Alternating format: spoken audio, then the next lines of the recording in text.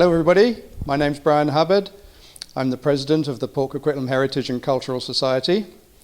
And I'd like to tell you about our new initiative that we have going here. It's a new exhibit on the topic of natural history.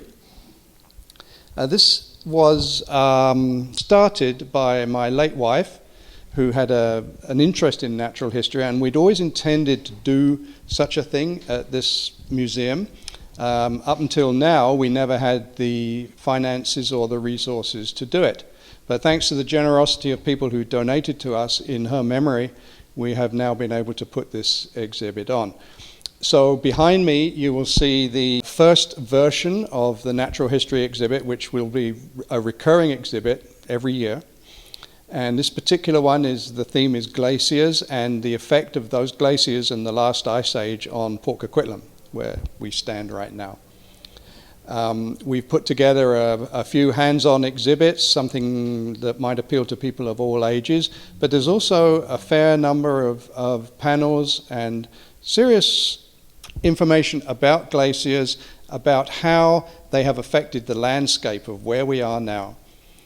Thanks to the generosity of the people who gave, we've been able to do this, and we hired a designer, Steve Smith, who did a lot of the design work that you see behind me, and the remaining funds will be used as seed money for subsequent displays. So it will repeat every year. This particular display will be in until January. We have a component of the display which is dedicated to a community group.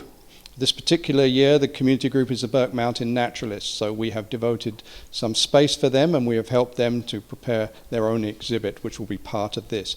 Next year, when this exhibit comes along again, in probably September of next year, 2016, the theme will be different, but it'll still be natural history, and the community group which we feature will also be different.